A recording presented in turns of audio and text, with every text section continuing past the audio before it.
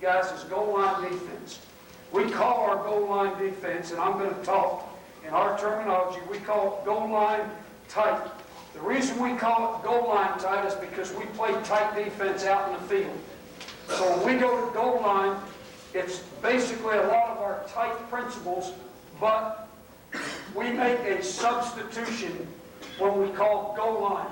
So on our sideline, we've got a goal line substitute. We are going to put a substitute football player in the game, and we are going to take out a defensive back. Basically, we're going to take out our free safety or our strong safety. All right? The substitute that we put in is a substitute guy that's going to play what we call our substitute nose guard position. All right? So as we start our alignment, what I'm going to do is I'm going to line this thing up against a one tight end, one split end to show you our principles. I'm going to put a wide receiver here, and two backs. And I'll bring that thing in, and I'll open that thing up after we talk. We've got a nose guard in the game. We base out of a shade 50, 40. We still play all of our old Georgia 8-man front principles, but we're now doing it out of a 40 secondary. So our nose guard, who is in the game, lines up on one side of the center, and our substitute nose guard, all right, lines up on the other side of the center. All right, we'll put our personnel up, and then I'm going to come back to talking about our techniques. We play a 50 front, so we've got two tackles in the game. So we got one tackle on one side, we got one tackle on the other side. We do flip-flop our outside linebackers, guys. We call one linebacker a Sam. We call one linebacker a Ram. So we use those symbols right there. Then we've got a Mike linebacker. We've got a Willie linebacker. Then we're left corner. And then this is our safety. Guys, last year we played with a free safety. And this would be our right corner over here. All right? That could be our strong safety. And what we're going to do is we're going to play the player at the safety position that we feel in our personnel fits what we want him to do. So when we go to goal line, the reason we say goal line tight rather than just tight, goal line triggers a substitute. That's the only reason that word goal line is there. Okay? Now, coming back inside, let's start to talk about techniques. I'm going to take the inside people first. I'm going to make this diagram as big as I possibly can for you. When we say goal line tight, that tells those two nose guards that they are responsible for the A gap. And we letter gaps A, B, C, D, and then we have what we call a pitch contain responsibility. A, B, C, D, and pitch contain. Sometimes D and pitch contain are the same. But when you get into outside veer responsibilities, then there is a D gap and there is a pitch contain gap. The split inside, the D gap and pitch contain are basically the same. I think that'll all come out as we get into it. All right, now when we say goal line tight, and that tells our nose guards to line up in a shade on the center. All right? Shade on the center, where they are actually covering part of the center. Their responsibility is the A gap, so they are going to keep their outside arm free. Okay? Now, first thing we want to do with them is we want to communicate what kind of technique that we want them to play. We have gotten away from automatically, men, being the old goal line technique as I remember it from when I first started coaching. When I first got into coaching, goal line technique, you had to bend elbows, shoulders down, head down, tail up. You were always trying to get penetration, create a new line of scrimmage. That technique is still used by us. But also with that, you give up a lot with those people. That's about all they do. They get penetration, they occupy some blocks in there, but they don't do a lot of other things as far as being able to chase the ball, because most of the time they're buried on the ground. So the first thing we're going to do on our sideline is we've got someone what we call goal line tight. One of those nose guards looks to our sideline and some coach on our sideline tells them what technique he wants them to play. If he wants them in that broken elbow stance, getting penetration, he gives them a hand signal. All right? He does that to them. That tells them, we want you down and under. When are we going to do that according to down and distance? Guys, we don't always want those people down and under. All right? For example, it could be 3rd down and goal on our 3-yard line. 3rd and goal on our 3-yard line. We don't think that we need to bury our guards in a down-under stance on 3rd and 3. Because on 3rd and 3, we think the ball's going to probably go outside, or the possibility that they're going to throw the ball. All right? So in that situation, we want them in an upright stance, playing the same technique that they would play out in the field on tight defense. All right? Shade the center, aggressive charge, but be up in their regular stance. So we just give them a thumbs up. The call's goal line tight, but now you're up playing normal technique. All right? Now, if it's 3rd down and goal on our 1-yard line, they're getting something like this. All right? It might be 1st and goal on the 4-yard line. 1st and goal on the 4. We feel like you might be coming right at us, so we're going to play down and under. All right? We might be playing 2nd down and goal on your 6 or 7-yard line. We don't want to bury those people, so we keep them in an upright stance. Okay? So if they're down, then it's the old stance. Their elbows are bent. All right? Their heads down, their shoulders down. On the snap of the ball, they're trying to create a new line of scrimmage. They're getting a piece of that center. They're keeping their outside pad free. They're A-gap players. They're playing an up technique, then they're playing like our nose guard does out in the field. They're covering a part of that center on the snap of the ball. They're attacking that center, getting a piece of him, keeping their outside pad free, but they're doing it from an upright stance where we feel like they can get off as far as being able to close things inside out. All right? Now, one of the other things that we've done, guys, we have found that different blocking schemes inside can free a lineman in there. All right? We see a lot of this on the goal line. When we cover the center, we will see a lot of people try to slam up on the backside linebacker with the guard on plays that are being run that way. What they'll do is they'll reach the center, they'll bring that guard off, slam that guard long enough for the center to take over and try to chip to our backside linebacker. We'll also see on that type of play where this guy right here, this backside guard, will come down and try to cut off that backside nose guard. All right? And if you're in a broken down under stance, that's an effective blocking scheme. All right? If we're up, it helps us a little bit. Our nose guard will be able to come off that combo block a little bit faster if he's in an up position. This backside nose guard will have a much better chance of being able to beat that cutoff block if he's in an up stance than if he's in a down stance. Okay? The other thing that we've done within that gap, and this is one of the best things I think we do, is we slant those people within their gap. We slant them within their gap. All right? Now, when we want to do that, they look to the sideline and they get a hand signal. We do this. All right? They're down and under, they're up, or this tells them they're going to slant. All right? We give them rules as far as where they're going to slant. Guys, linebackers aren't making this call. They are still A-gap players. Nobody on the field knows they're slanting. Nobody knows they're down, or nobody knows they're up except those two people right there. They look at our sideline and then they communicate with each other. If we give them a slant, we've told them some rules that we want them to slant to, based on your offensive breakdowns.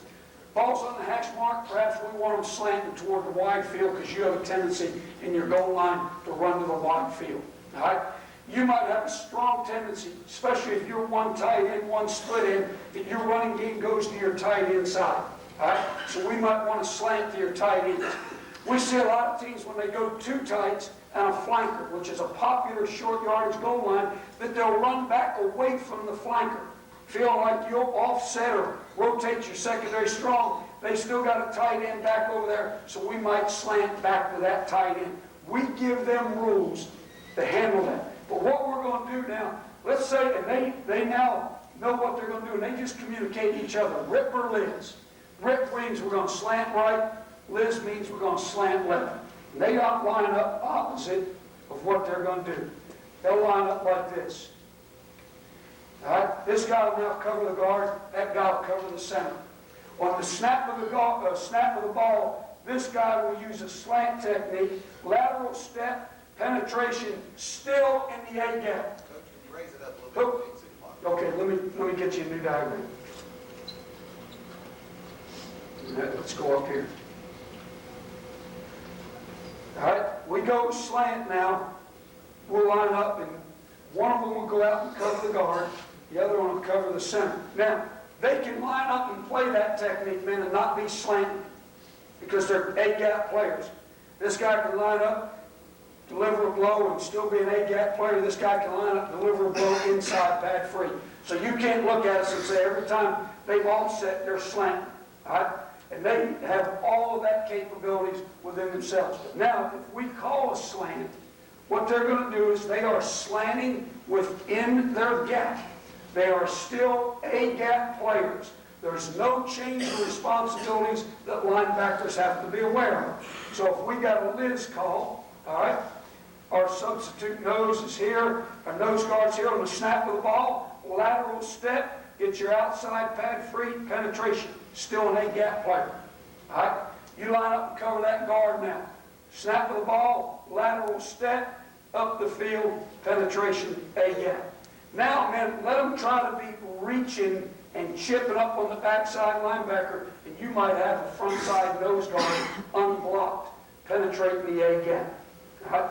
We've taken that little package, man, on our goal line type of being able to control, are they up or down, as far as their stance, okay, offset them, all right? They might both be playing out here on the guards, all right? Both of them might be out there on the guards. And on the snap of the ball, delivering a blow, keeping their inside pad free. And what happens, man, those gaps are usually, I've exaggerated the splits to make the drawing big, those gaps are usually pretty tight in there, all right?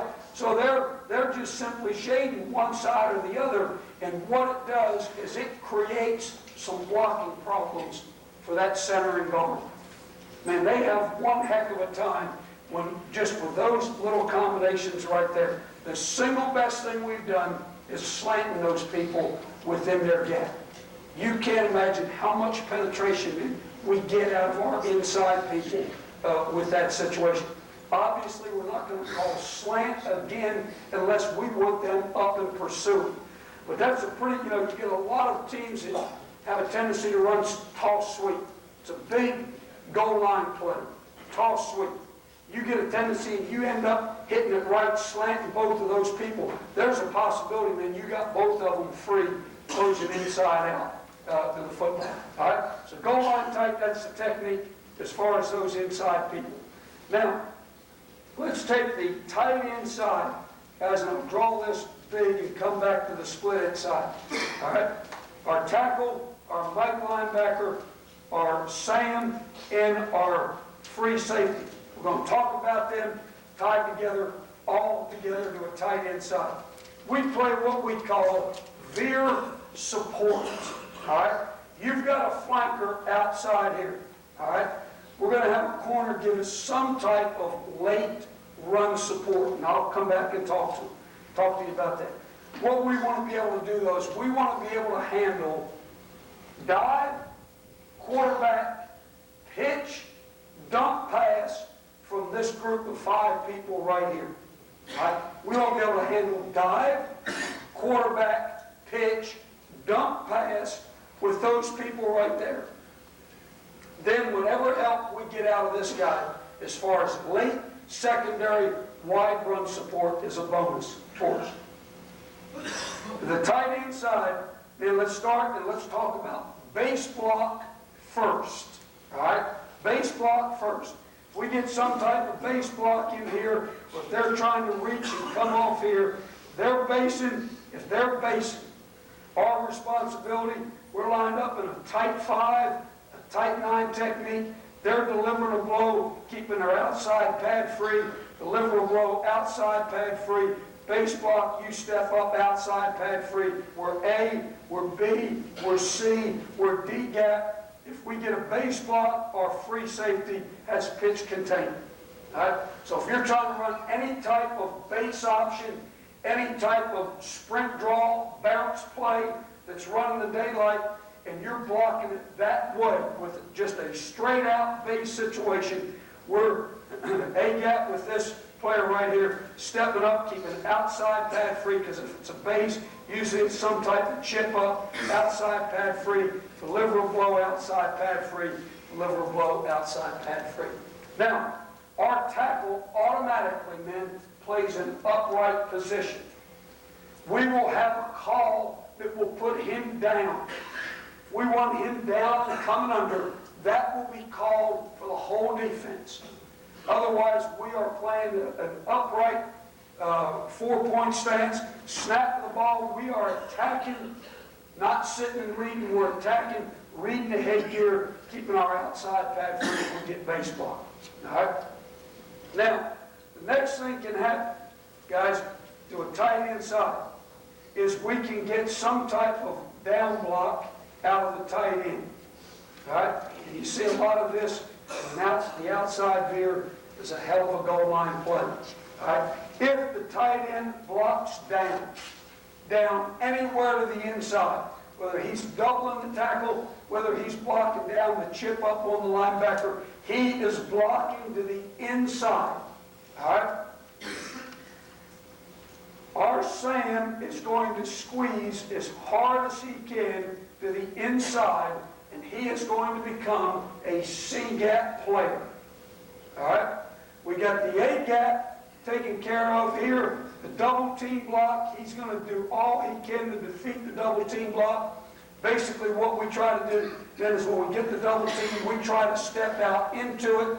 If we feel like we're getting knocked off the ball, we tell our people to get on the ground, grab grass, create a pile here, and don't get knocked back into the lap of the linebacker. All right?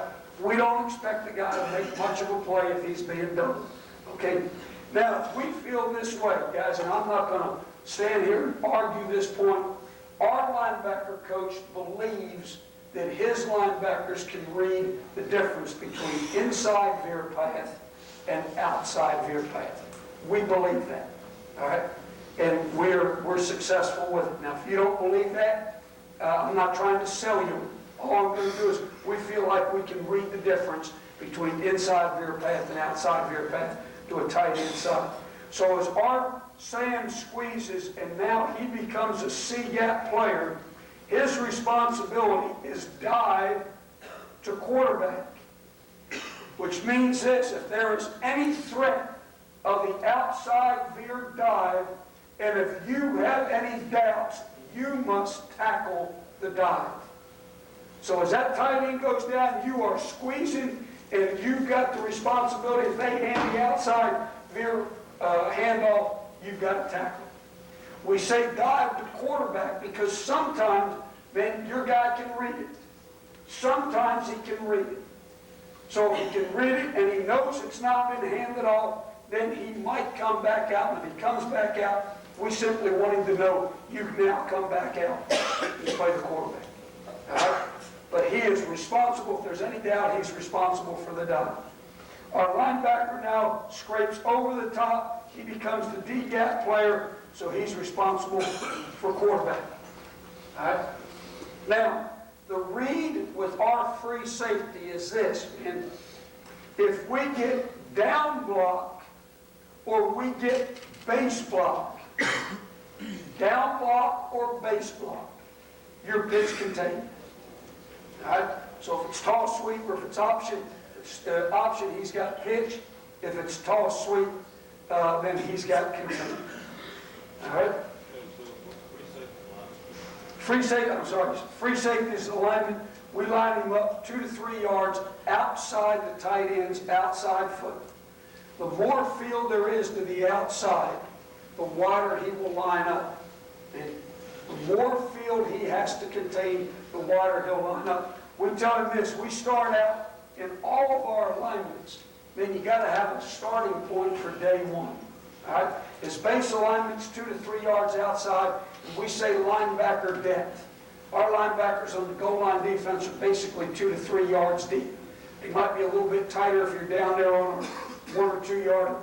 All right, so he's 2 by 3 wide and 2 to 3 deep. Now, if you feel uncomfortable because you're to the wide side of the field, there's nothing that says you can't go to 4 to 5 yards wide. Nothing at all. Feel comfortable that you can contain if you get a down block or if you get a base block. Okay? And also, if it's third down and goal on the 7, there's nothing to say he can't be 4 yards deep if he's thinking pass. Okay, next thing can happen now. Guys, you got base block, you got down block. The next thing that happens is the tight end is going to reach your seam. All right, and I'm going to cover this separately. All right, let me just take these people inside. Tight end's now going to reach seam. All right, I'm going to come back on the next progression, men, and I'm going to talk about arc release of the tight end. We cannot distinguish the difference between a reach block and arc release.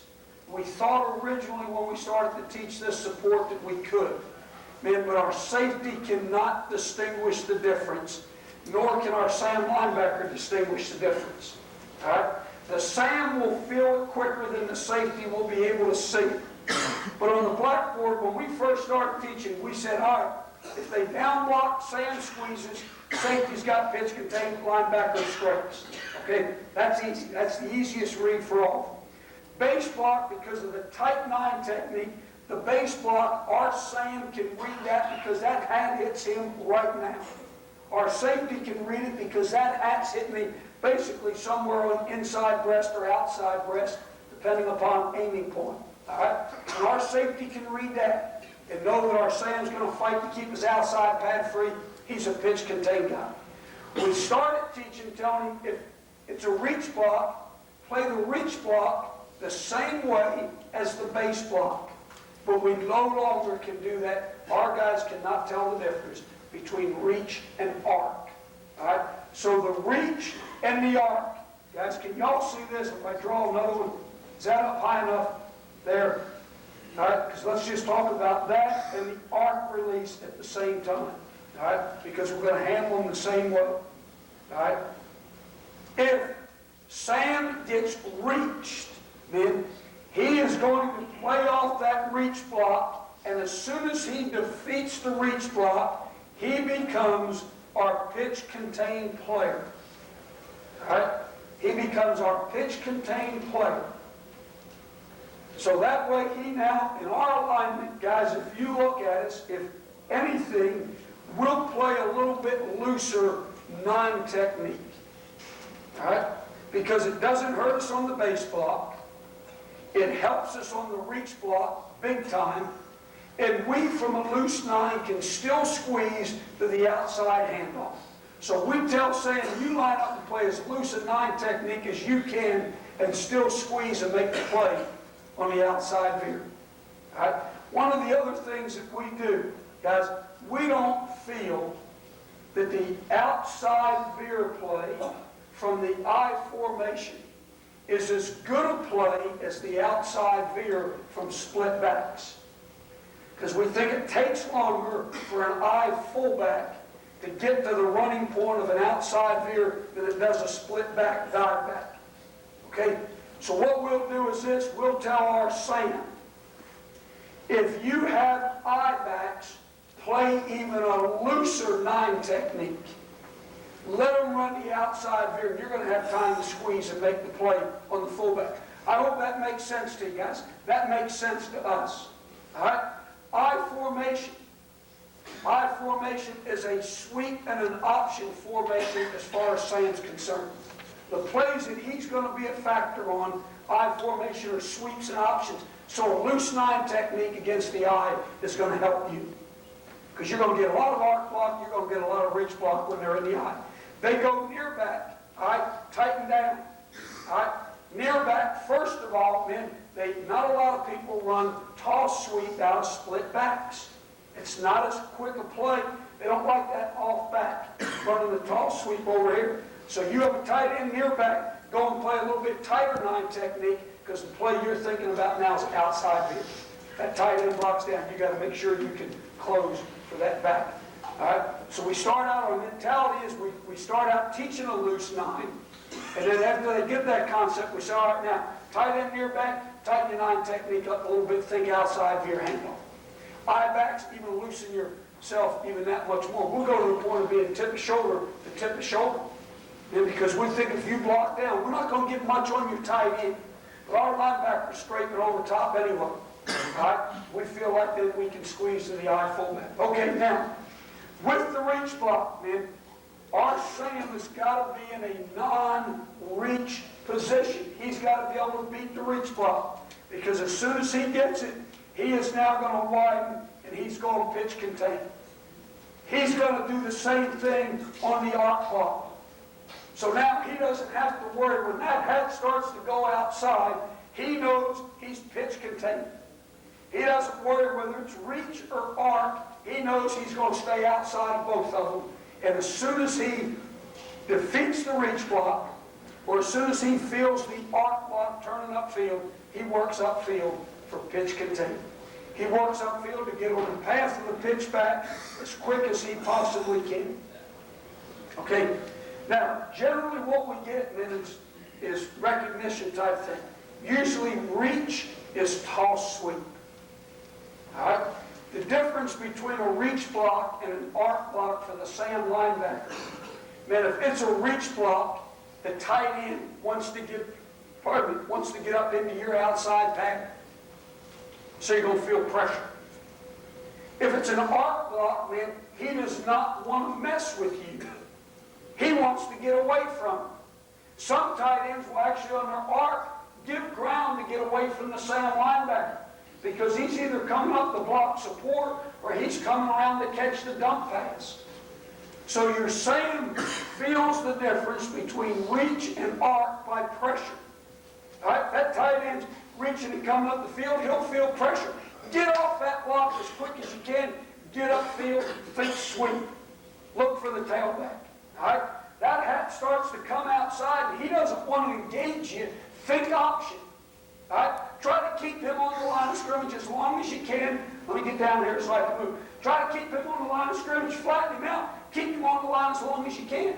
If he never gets off, we're going to get quicker support out of our safety. All right? But as you feel you're losing, wherever it is that you're losing, then work up looking for the pitch. Reach, think sweep. Arc block, think option. Both cases you got pitch control.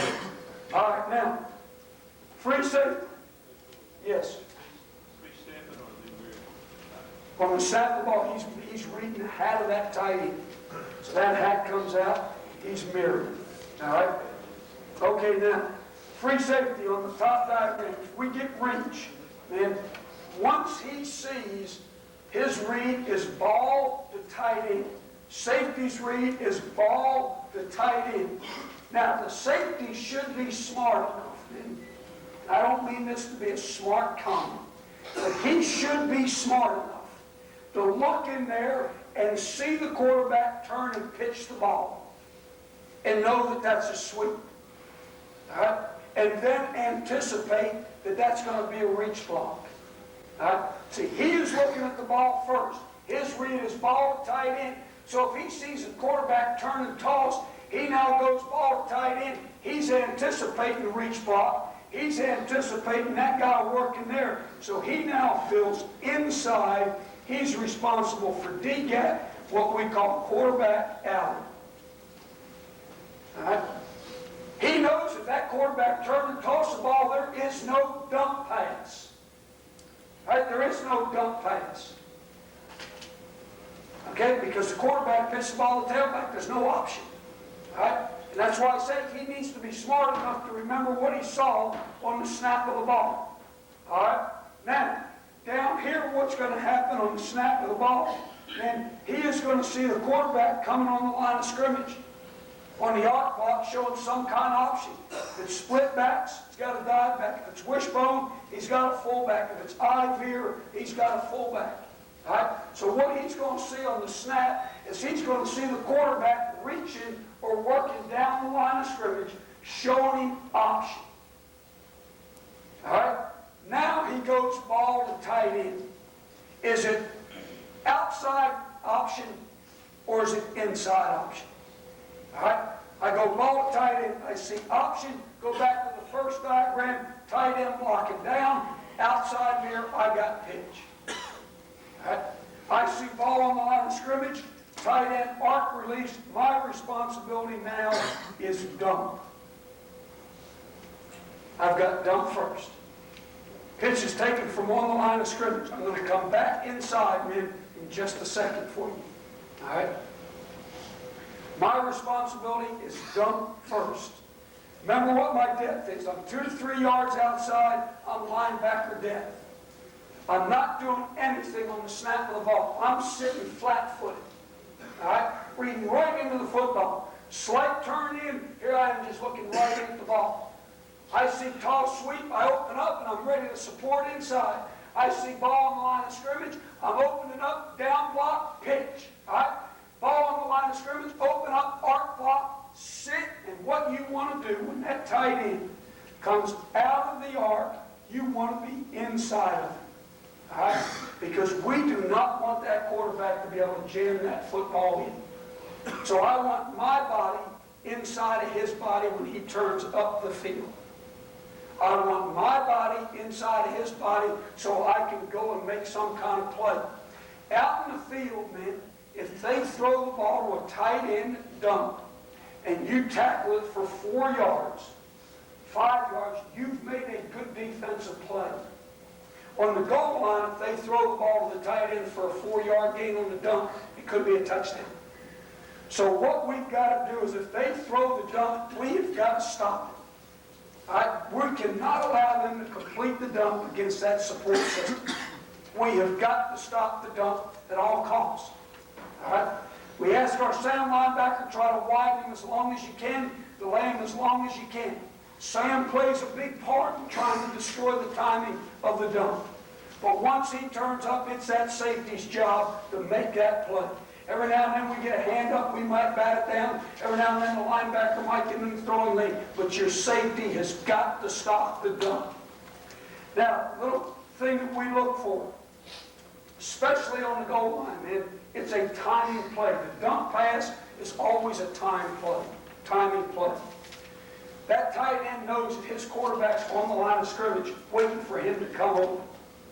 So when we see ball on the line and arc release, we tell our safety, try to read right into his face mask and see what he's doing with his head and eyes.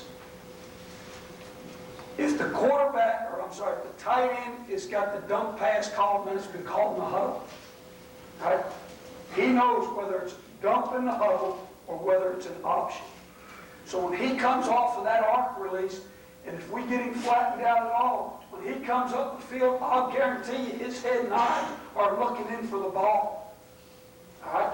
So we want our safety to look right up into his face mask so we can see his head and eyes.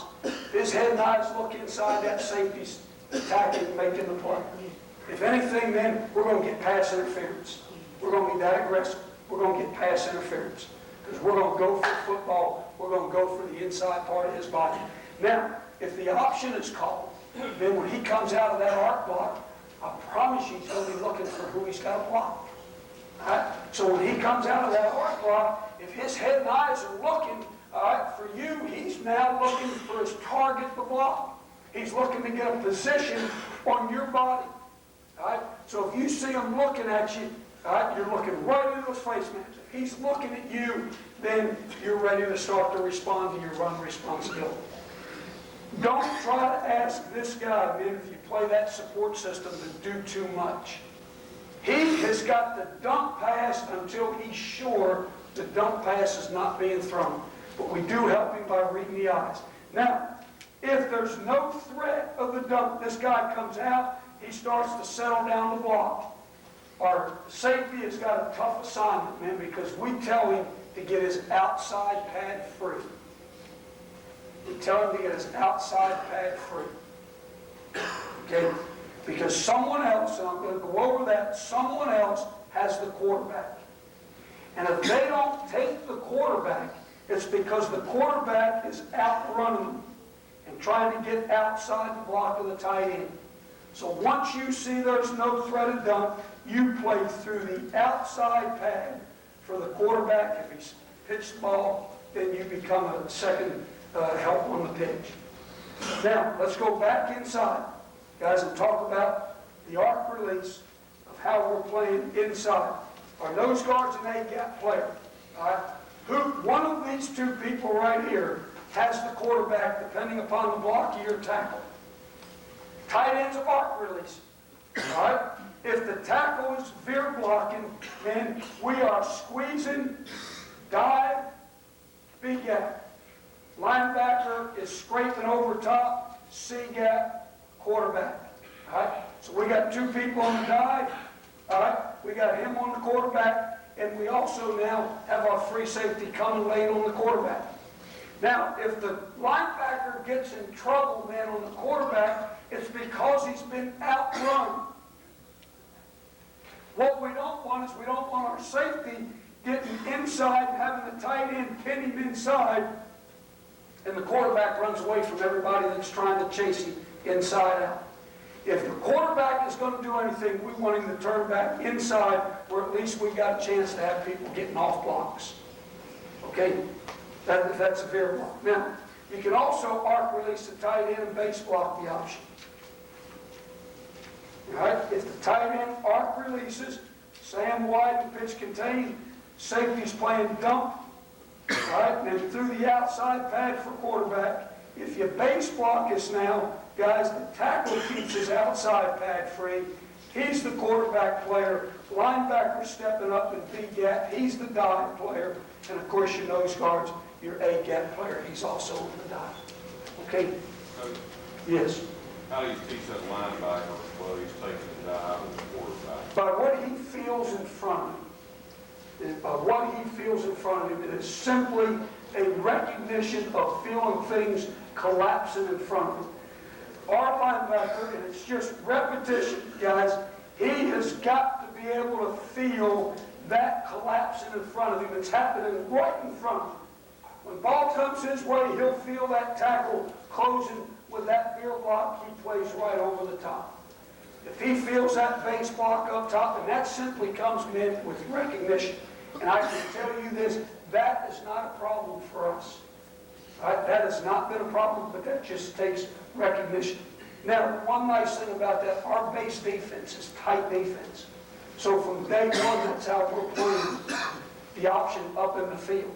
When we call tight defense up in the field, man, we call tight with what we call cover 4, quarter, half. That's our run support.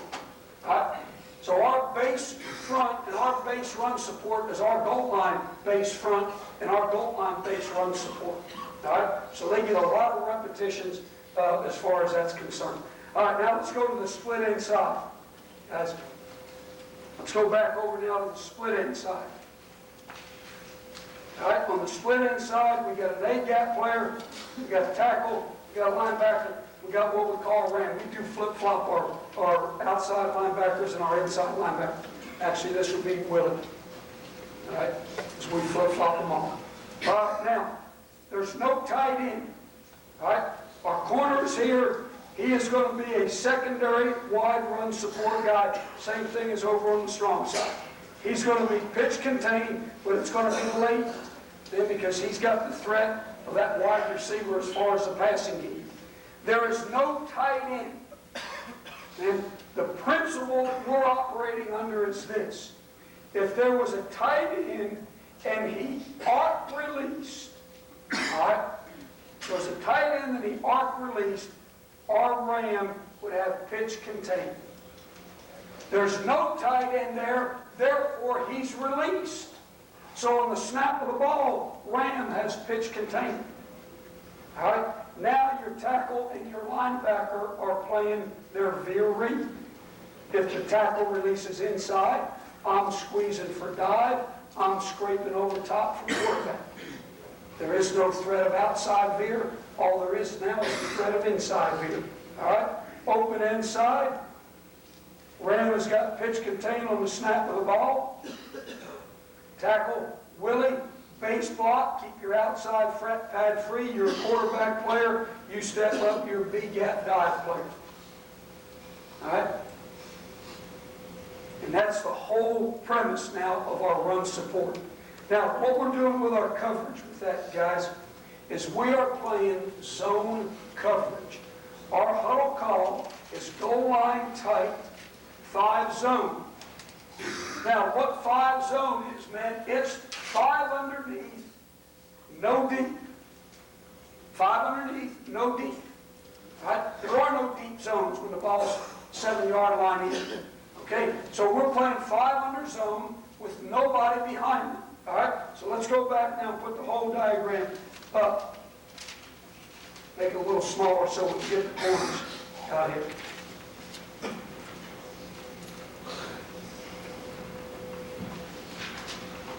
All right, what we're going to do now, when the snap of the ball, if pass shows, guys, I'm just going to draw it up crude for you. We got 1, all right? Our Sam linebackers dropping 2, 3, 4, 5 under, and we got us a 5-man rush.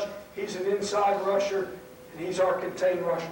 5-man rush, and we've got... Where's the free safety, sir? I'm sorry. He's rushing, free safety's dropping. All right? I knew I had an extra guy in there. All right? So we got a 6-man rush, 5 underneath. I got ahead of myself. All right? Goal line, tight, 5 zone. Tight in there. Goal line, tight, 5 zone. So we're going to rush you with 6. We're going to play 5 underneath, no deep.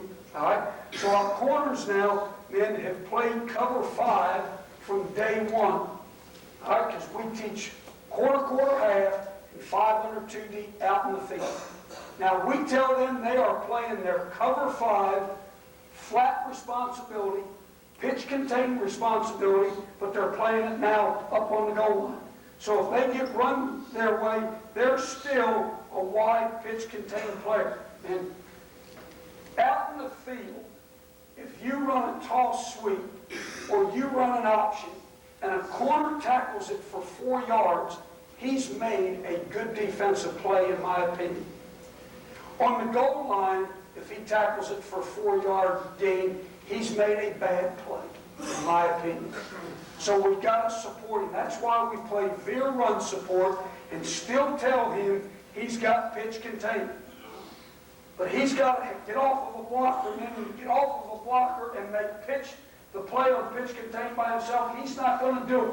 You're not going to get the consistency of him making the kind of plays you need to make. So that's why we play our inside run support, our veer support, and still put him in pitch containment. He is playing exactly as he plays out in the field.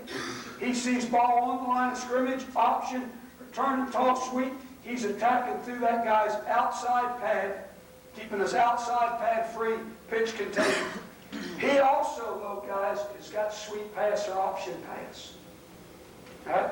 They start to sweep his way, and they stalk and release that flanker into the corner of the end zone. He's the only guy who can cover. All right? If they start option down the line of scrimmage and arc release the tight end and run him on some kind of stalk and fade, he's got to cover him. So what we tell him now, if he gets sweep or option, you have sweep pass, option pass, and then late run support. Now you've got a chance to come up and be a little bit more cautious. Is he coming to block you? If you feel pressure, get your outside pad free and come off late run support. If you start up and he is trying to release off of you, then you roll with him, cover him into the corner of the end zone. All right? Because somebody else has got pitch contained inside. All right? Now, our pass responsibility, then we play 5 under, all right, with no deep. All right? And what it is it's a pretty good coverage against a lot of things, but it's probably not worth a damn against too many things. But what it does is it gives us a chance to play zone coverage so we're not always locked on man-to-man. The one thing that I do not know how to teach, man, our secondary coach does not know how to teach it. I was a secondary coach. I never figured out how to teach man coverage and stop the fade route. I don't know how to do it. Don't ask me, how do you coach man coverage against the fade? Because I don't know. I don't know how to do it, because if the ball is thrown properly, man coverage will not stop the fade route. All right? Because if it's thrown properly, you could have the best inside position that you need on man coverage. The ball is thrown over the outside shoulder. The only thing you can do is pass interference in order to stop it. Now, if the ball is poorly thrown, you can stop it in man coverage. All right? So we want to have some way to defend the fade other than man coverage. So now we can take and line up our cornerbacks in outside leverage, because they can go as wide as 2 to 3 yards outside your wide receiver. Now we can defend the fade. You can't throw the fade against a guy that's lined up 2 to 3 yards outside. You might throw the slant, but I'll take my chances, man. I would much rather have teams trying to throw the slant into the goal line coverage where we got all kind of people in there to bat balls down and so forth, than to have you get in a fade contest against our man coverage. People are throwing the ball too good. People can throw that ball too good. All right? And because they've learned where to tell their quarterback to throw the ball, they've learned to teach their receiver how to run that route so he keeps his body in between the man coverage defender. So that gives us an opportunity to handle the fade. Now, what we do with our wide corners is this. We start their depth at half the distance to the goal line. That's their rule. You line up outside shoulder to as wide as 2 to 3 yards outside, half the distance to the goal line. Now, what happens, guys, in the fade, with the fade ball, is that wide receivers will usually cut their split down. They usually cut their split down to give them a little more room. All right? So if you see his split is cut down, you widen your split. Do not let him cut you down to the inside, because remember, you got a free safety sitting right there if they try to throw the slant. All right? So if they cut their split down, they want to throw the slant, they're going to throw it right into your free safety. All right? So if he cuts his split down, you make sure you widen. And usually what they're going to try to do is they try to come off either straight off, or even some of them try to lean a little bit to the inside, and then they give you the fade. Then you can't throw it. We throw the fade route. We give up. We check out of the fade if we see our defense playing zone coverage against us, because it's not a high percentage pass. We're going to check to something else. So that has helped us. If the fade is a problem to you, that has helped us. All right, now, I say it's not a real good coverage, man. There's a lot of seams out in the field, and in my lecture after lunch, I'm going to talk about breaking on the football, and nobody believes more in breaking on the ball than I do. 91% of all of our snaps last season, we were in zone coverage. I'm not a man-to-man guy. All right? So when you play 90% zone, you better believe you can break on the ball. But when they're only throwing the ball from here to that cameraman, you can't break very far. So those seams that you could overlap out in the field are darn tough to overlap on the goal line. All right? So we play 5 zone as our base. Now, the one nice thing about that, guys, is we got some hard outside rushers, and our tackles, and I drew it up wrong here, our tackles are free to take inside rush lanes. 6-man rush on the goal line, they better have some pretty good protectors blocking. So we expect that there's going to be some pressure. Now, to support that, what we do is we go from 5 zone to what we call 6 zone. All right? In 6 zone is this: we are going to take the outside linebacker away from the free safety. All right? The outside linebacker away from the free safety. And we are going to drop him into coverage. Sam still rushes. Tackle on that side still has the inside rush. Sam makes a call to this tackle to tell him he's got a contained rush. we end up with a 5-man rush. Now we go 6 under, all right? No deep. Now we start to make it a little bit tougher because we've got our guys a little bit closer together. Okay, now, where do we drop those people in the end zone? And we tell them this. If they do not put receivers in the end zone, we never drop in the end zone. All right? If they put a receiver in the end zone, then what we're going to do is we're going to drop 2 yards deep in the end zone and never any deeper. We are never any deeper than 2 yards in the end zone.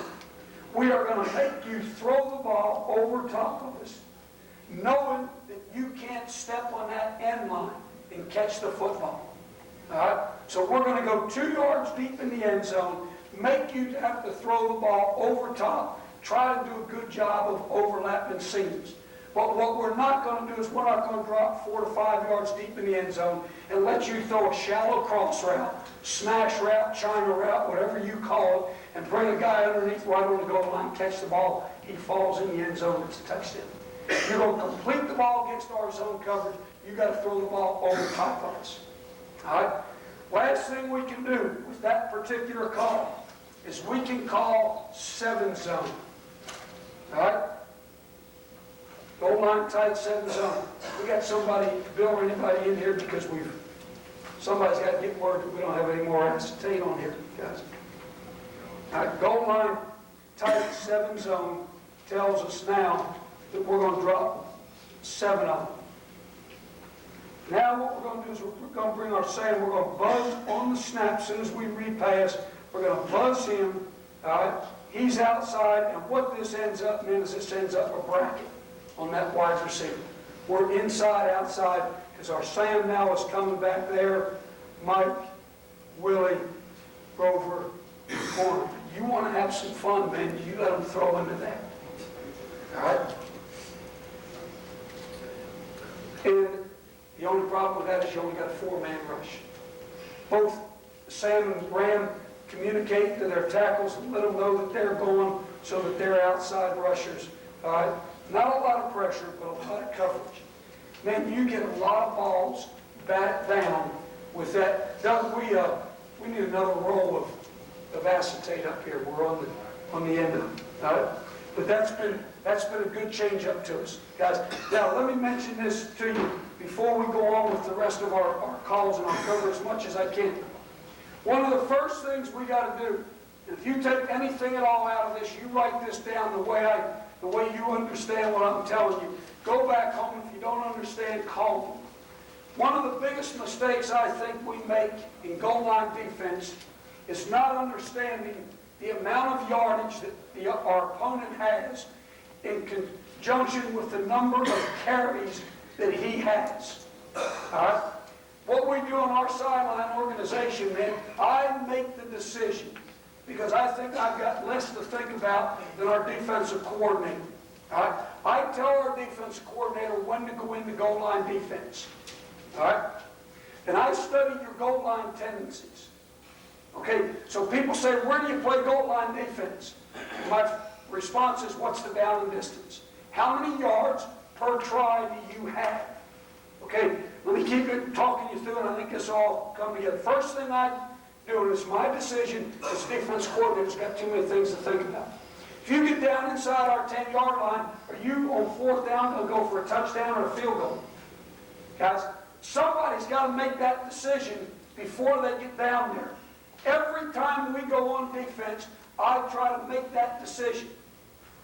All right? If you would get down the field and it comes 4th down and you're going to go for a field goal or a touchdown. Most people, guys, the first possession, first quarter, it comes 4th down, they'll kick a field goal unless it's 4th and inches. Okay, so now, when you get inside our 10-yard line, what we're going to do is we're going to multiply the distance that you have to go by 3. All right? Ball's on the 9-yard line. I say to Mike Cassidy, I say, Mike, it's a field goal situation. They got 3 yards per carry. First and goal, 9-yard line, 3 yards per carry. So if they don't make 3 yards a carry, they're going to kick a field goal. All right? Most people, guys, might not be in their goal line offense if they got 3 yards. So what we do is we study your goal line offense and we match up when do you go into your goal line offense. And we don't study your goal line offense by what yard line you go into your goal line offense. We study it by where did you go according to how many yards you needed to make per try. All right? Ball's on the 9-yard line. First and goal on the 9, 3 yards per carry. We don't see many people that go to a goal line offense. All right? So we might play you in regular tight defense. All right? Now all of a sudden you gain 5 yards. You're down to our 4-yard line. All right? I say to Mike, it's 2 yards per carry. Because if you're on the 4, second and goal on the 4, 2 yards per carry, probably going to be in your goal line offense. All right? We're going to be in our goal line defense. All right? We stop. We put our goal line substitute on. We stop you. No gain. Third down and 4, Mike, 4 yards per try. Man, we're not going to play many people with 4 yards to go in our goal line defense. Our regular personnel's back on the field and we're coming out. I think people really make big mistakes by not figuring that out. And now, if it's 4 yards per carry, the whole scenario changes, man. First and goal now on the 9-yard line, you only have to make, 2¼ yards. All right? If I feel like you're going to go for a touchdown on 4th down, man, I know you're offensive play caller, and I do the same for our offense. Okay? First thing I tell our offense coordinator is, are we going to kick a field goal on 4th down, or are we going to go for it? I tell them that at the start of the drive. And somebody should, guys, in my opinion, somebody should tell your offensive coordinator, or if you're calling the plays, as soon as you get the football, or in between series, make a decision. All right, I'm with the defense, so as soon as we get the ball, first thing I do is I say, Shank, it's a field goal or a touchdown. Now, I might change it if it's 4th down and that much. But if I change it, they're not going to have to make a whole hell of a lot. Okay? I'm not going to make them go for it, 4th down on the 2, if I told them it was a field goal. All right? So what we're doing is we're doing the same thing on both sides of the ball, man. Okay, now you get on our 9-yard line, all right, with 4 tries to go. If I think you're going to go for a touchdown, we might play goal line defense on the 9-yard line. Okay, now we stop you. All right, we play goal line on 1st down. We stop you. Now the ball's on the 9-yard line, 3 yards per try. Make your decision. You make those decisions Monday, Tuesday, Wednesday, Thursday. Don't make those decisions on Friday. That's why you have all those staff meetings. That's why we have all those computer breakdowns. All right? Ball's on the 2-yard line, man. If it's 3rd down and 2, I don't know if I want to be in goal line defense. I'm going to see what you do when you have 2 yards to go. All right? So I think that is really important because now the whole rest of this package is based on that. Next thing we go into is goal line out. All right? With goal line out, we play man coverage. All right? Now, when we play goal line out, guys, there's a couple things we're thinking. We're thinking sweep, we're thinking option, or we're thinking some type of flood pass. Some type of flood pass, which goal line teams are famous for. I know offensive teams don't pick. I know no offensive coach in here runs a pick route, but there's a lot of those flood passes on the goal line. All right? So when we call goal line out, man, we're thinking sweep, option, or flood pass. Flood pass, where if we're dropping back in our zones and you bring him back out in the flat, he might catch it and turn up for a touchdown. All right? So we're thinking sweep, option, or flood pass.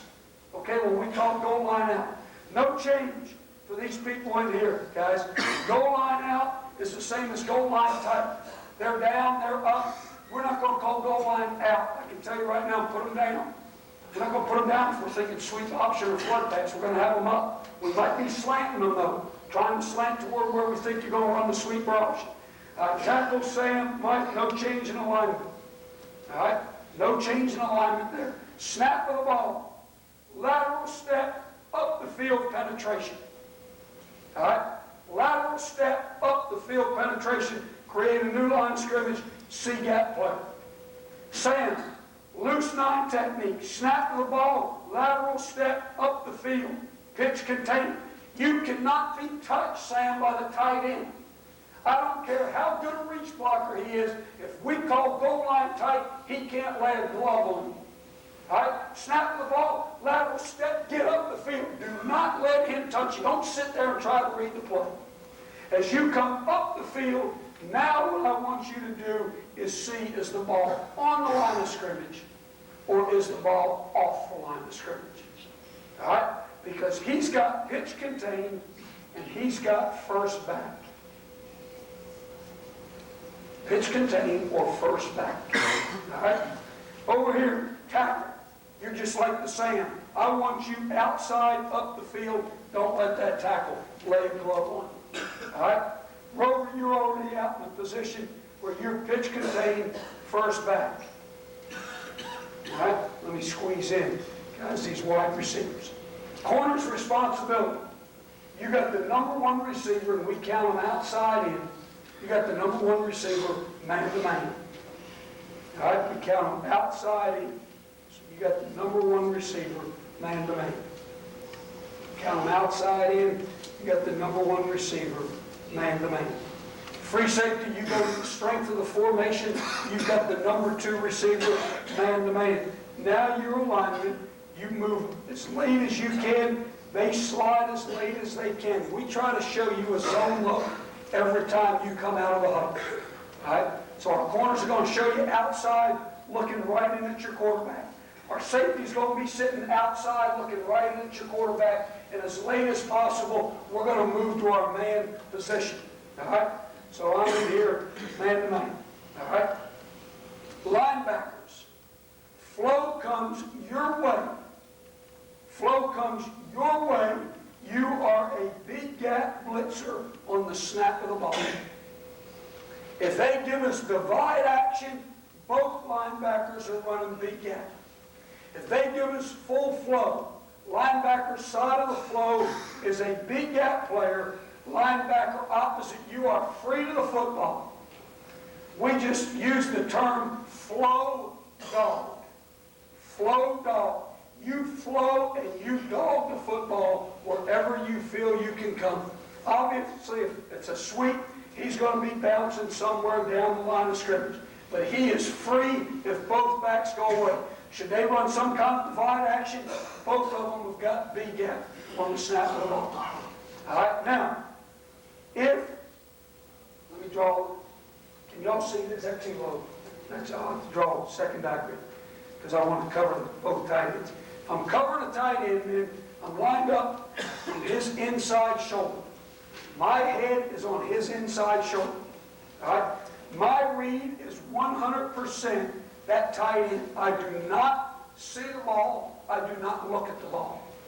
All right? I'm looking at nothing but that tight end.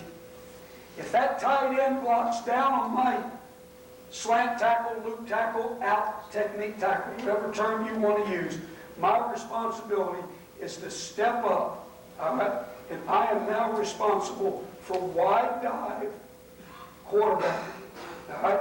And I hope what's going to happen then is that our linebacker is going to create some problems because he's coming on the snap of the ball. All right? So if you're trying to double our tackle, we're going to have penetration. We might hit the outside veer. We've done that. We've hit the outside veer, all right, for a big play. People do not like to run the outside veer against that. All right? They don't like it because they can't get a double team block. It frees that linebacker up. All right? He's got a tough responsibility, but in all the times we've run goal line out against outside veer men, he has only had the quarterback to deal with. That dive back has had collisions, and that quarterback jumps around that collision with the ball. All right? If that tight end tries to reach our Sam, Sam should not be touched. Remember that. He now becomes an alley player. All right? If that tight end tries to release, he's got him man to man. Okay? Now, let me go back now and paint the real picture while we make that call. Let's go to tight ends, and so I can make the both points. He's man to man, free safety, inside alignment. Now this corner's technique is inside alignment. Now this tackle stepping outside, This ram is stepping outside, so we got the mirror on both sides of the field. Linebackers are coming on flow, depending upon which side. All right? Now, what happens, guys, usually when people throw flood pass, they do it with a couple things. One, they usually throw flood to a tight end side.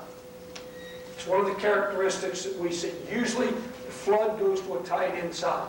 Because what they want to do is they want to create a pick situation.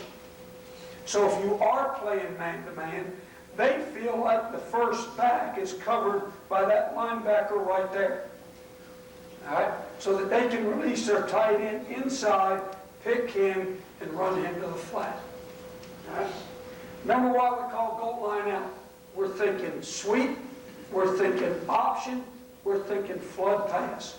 Now, as our Sam and our Ram step outside, if that ball goes off the line of scrimmage anywhere, all right, any kind of action, straight back, sprint, reverse, roll behind some kind of flood fake, my responsibility is the first back. If he tries to cross my face, I jump on him man-to-man.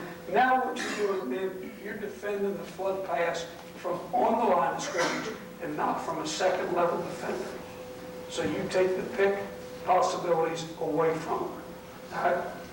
If we can play only one goal line defense, man, now if somebody came to me and said, you're only allowed to play one goal line defense. You can't play goal line tight. You can't play some of the other things I'll quickly cover. You can only play one. That's what I play. Unless you can throw the fade. Because if you throw the fade, you got me man-to-man. So that's why we have both. One other real important point, guys, as far as disguising. And again, this might be some little thing you can pick up and take away from here.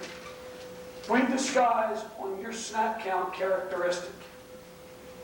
If we can learn your snap count, that's a bonus. All right?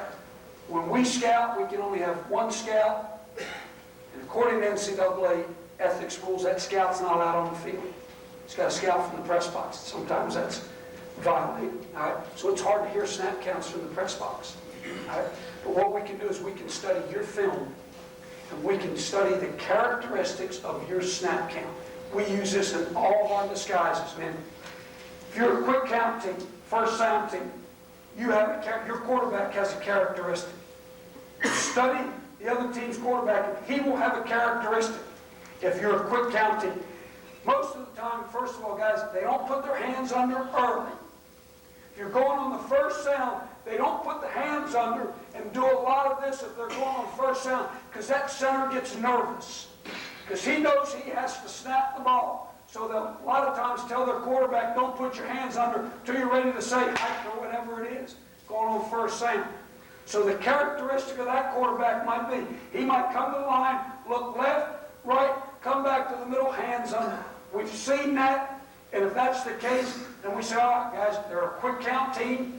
You show something, you see that head look left, that head look right, you know the hands are going under. When that head looks left, that head looks right, you move inside. That might be the characteristic. We played a couple football teams this year, men, that were quick count first sound teams. Their quarterback tapped the center on the tail right before he put his hands under. Because if you've ever been a center, I haven't, but I've talked to centers. If we're going on first sound, they like to know when those hands are coming under so they're not slow with the ball.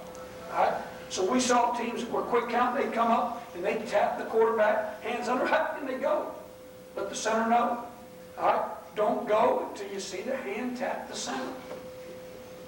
All right? Hand taps the center, then you move from zone to man. All right? Once we teach goal line out, cover one, we can then show man and also move back to zone. Now, teams have some kind of rhythmical snap count. Blue 22 set height. All right? The blue 22 is an audible system. Okay? They're either going to stay with the play in the huddle and give you a dummy call, or they're going to see something and change the call with a live call. All right? And I believe at your level and at our level, men, quarterbacks don't change audible twice. Those guys are playing on Sunday afternoons. They're not in your league, they're not in our league. So if we see your quarterback come to the line of scrimmage, and this is usually the characteristic of those quarterbacks, guys, I'll guarantee you, put the hands under the center. They do that early because they're told that they know over there that you can't snap the ball until you put your hands under the center. So put your hands under early. Because the center knows you're going to go through all kind of blue 22, blue 22. He doesn't get nervous because he knows it's rhythm. Blue 22, set height. Right? And it could be a non-rhythmical second count, height, whatever. But there's a rhythm to it that he can gear his snap count into. Right? So those quarterbacks put their hands on it. Right? And almost universal, man, they do this. They look left, blue 22. They look right, blue 22. And they bring their head back to the middle. You go back and look and tell me how many times you see your quarterback take the snap and his head's over here or over here. I'll guarantee you your quarterback's head's right there. He's taking the snap. Quarterback doesn't want to take the ball with his head over here or over here because he might be going this way. You better not be looking all the time. You'll coach him out of that. All right? So all we do is one of two things. If we know if it's that type of thing, don't move until you hear sound. Because when you hear sound, he's made his decision. I'm either staying with the call in the huddle and blue is a dead color, or I've seen something and I'm calling red because we're changing plays. So as a defense, you don't have to worry about, man, whether it's red, blue, numbers or this. Just listen for sound. Show zone, when you hear sound, he's made his decision. Get ready to play man defense. Show man, hear sound, move out the zone defense. All right? And that, then, on the goal line, we can mix those two looks up. Last thing, guys, and I think we're going to run out of time. The complement our tight and our out, we run goal line in. All right, goal line in. Now, when we run goal line in, then we must be playing, all right, zone coverage, and we cannot be playing veer support. It now goes back to pure zone coverage.